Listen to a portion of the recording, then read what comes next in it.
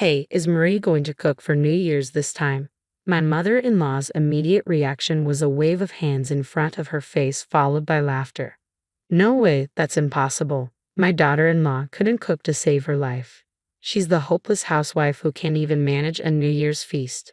I handle all the cooking around here. Her laughter grated on my nerves. It wasn't a joke, nor just playful banter. It was a direct insult. I had finally had enough. It was time to stand up for myself. I'm Marie, 28 years old, married just last year. I'm a full-time housewife who actually enjoys cooking, even if my husband's taste is forgiving as long as it's edible. He's kind, and we live in a newly renovated large house with a spacious kitchen island I've always dreamed of. It should be the ideal life. But from the start of my marriage, there's been one problem. My mother-in-law. She fancies herself a culinary expert and sees me as a failure of a wife who can't cook. I could bear it if that's all she thought, but she's the type to make sure everyone hears about it. Just yesterday, she was loudly complaining to the neighbor's wife while I was hanging out laundry. My daughter-in-law can't even cook properly. Oh, it's terrible. I wonder what kind of education she had. My son is so unfortunate. I can't believe it, she exclaimed, her words like barbs that nearly snapped the clothespin in my hand. Enduring her criticisms of my cooking was one thing, but hearing her disparage my parents was intolerable. I held my parents in deep respect, having learned countless lessons from them. Yet my mother-in-law never bothered to understand or appreciate any of that. Instead, she chose to slander me daily. Today was no different. I could hear her sharp voice spreading gossip through the neighborhood. She doesn't even know how to season properly. If I don't cook, there's no flavor at all. Why did my son marry someone like her? The neighbors joined in, adding their own comments. Brad seems to have added tough to his plate. Why don't you teach her? I wish they would just stop, I muttered, my grip on the glass tightening until it cracked in my hand. In the evening when Gregory, my husband, arrived home, my mother-in-law was in the shower. Seeing an opportunity, I decided to share everything I had been holding back with him. Can't you do something about your mother? She's going around the neighborhood every day saying I can't cook. Can't you talk to her, Gregory? As I hung up the jacket he handed me, I opened up about my mother-in-law's behavior. Gregory isn't particularly fond of his mother, and he cares about me, so I expected him to defend me. I thought he would sympathize and say, that must be difficult. But his response was completely unexpected. Well, Mom has always been very particular about cooking, Gregory said, scratching his head and looking troubled. Particular about cooking, I almost blurted out. With all that heavy seasoning. I stared at Gregory in disbelief, but he remained serious. Come on, she's a good cook, right? Well, I don't really know much about good or bad cooking. Anyway, please get along with Mom. That's a wife's duty, isn't it? With that, Gregory left the room. Is this some kind of joke? That thought echoed in my mind. A good cook, a wife's duty. What does that even mean? A rush of frustration surged through me all at once. In truth, though I hate to admit it, my mother-in-law's cooking isn't exactly delicious. She's taken charge of all the cooking for the past year to keep me from doing it, but I've never found it enjoyable. She firmly believes that more seasoning equals better taste. Gregory, raised on that flavor, always finishes his meals without complaint, but I struggle to eat it every day. Consuming such heavily seasoned food isn't good for my health, and I worry it might even dull my taste buds. I managed to finish it somehow, afraid of the repercussions if I left any on my plate. Alone in the quiet of our bedroom, I let out a heavy sigh. The shock wasn't that Gregory didn't criticize his mother's cooking. It's a wife's duty, huh? It was that he didn't take my feelings seriously in moments like this. I longed for the taste of my parents' home cooking. As the year-end approached, the anticipation grew. It would be my first New Year since marrying into this household. It's customary for relatives to gather and enjoy a feast prepared by my mother-in-law. When Gregory mentioned this, I couldn't help but silently question, really? But outwardly, I just replied with an "oh." The relatives who come every year to savor my mother-in-law's cooking must be accustomed to it by now, but I couldn't shake the feeling of sympathy for them. Despite my mother-in-law's criticism of my bland taste and culinary skills, I have confidence in my cooking abilities, instilled in me by my parents. I yearned to cook for everyone and perhaps refine Gregory's palate. With determination, I braced myself to broach the subject with my mother-in-law, knowing it was a long shot. Mother-in-law, regarding the New Year's celebration feast. Here's the plan. I called out to her as she energetically pulled out large plates and pots in the kitchen, I'll help too. But when my mother-in-law turned around, her expression already signaled refusal. Marie, you can't even cook properly. So how can you prepare food for the New Year's celebration? You know that not just our family, but all the relatives will be here, right? That's why I'm saying this. I'm married into this family. It's my duty as a wife to. I argued desperately, but my mother-in-law simply shook her head. No, no. Do you want to create an awkward atmosphere right at the beginning of the new year? Everyone comes for my cooking. We can't disappoint them. If you understand, please don't interfere. I could only suppress my frustration as I watched her back. The new year arrived, and relatives began to gather. There were about 20 of them, more than I had anticipated. Many I hadn't seen since the wedding. Marie, Happy New Year. It's been a while. Are you settling into married life? I greeted each relative warmly, ushering them into the spacious dining room that had initially amazed me upon moving in. The unusually large dining room seemed perfectly suited for such gatherings. Inside, my mother-in-law was already engaged in conversation with arriving relatives. Then, one of them asked, "By the way, is Marie preparing the feast this year?" My mother-in-law's immediate response was to wave her hands in front of her face and laugh. "That's impossible. My daughter-in-law can't cook at all. She's a hopeless housewife who can't even manage a New Year's feast. I handle all the cooking around here," she declared with an unpleasant laugh. It wasn't a jest or a casual remark. It felt like a direct insult aimed at me. I had finally reached my breaking point. "Mother-in-law, please let me prepare the New Year's feast this time. If it doesn't turn out well, you can always make a palate-cleansing dish," I suggested, breaking the tense silence that followed. After a moment, the room began to buzz with murmurs from the relatives. "Well, I certainly don't want a disappointing meal, but they say practice makes perfect, right? All right, fine. If it doesn't work out, Frida can step in." My mother-in-law finally relented, sensing the tide of opinion among the relatives shifting towards giving me a chance.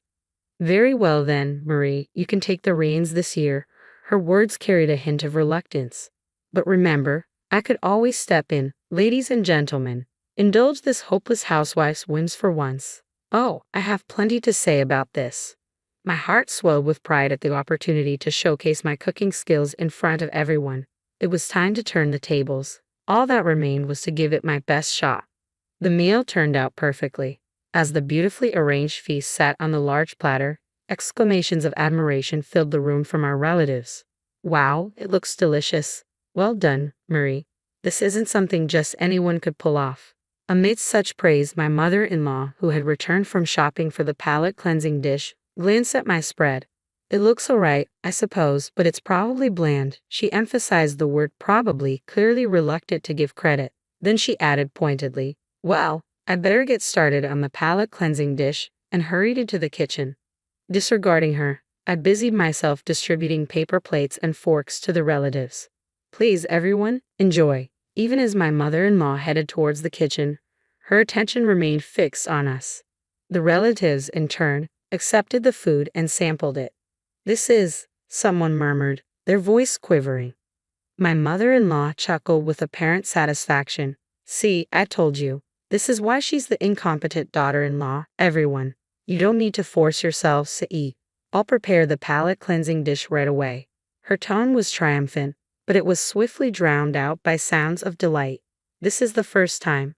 I've never tasted New Year's food this delicious. It's restaurant quality. It's even better, like a meal from a fancy hotel." "Marie, where did you learn to cook like this?" My mother-in-law stood amidst the lively crowd, stunned into silence. With everyone's attention fixed on me and no one paying heed to my mother-in-law, I made up my mind to reveal the truth to everyone. My family owns a renowned French restaurant celebrated for its authentic cuisine, even recognized in the Michelin Guide.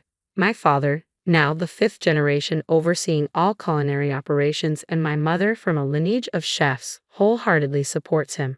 Growing up, I absorbed the art of cooking by observing my parents. By the time I reached upper elementary school, I was earnestly learning from them. Though my brother is poised to inherit the restaurant, and despite my new life after marriage, the culinary knowledge passed down from my parents remains a source of pride within me. That's why I couldn't tolerate my mother-in-law's dismissive remarks and actions undermining my culinary skills.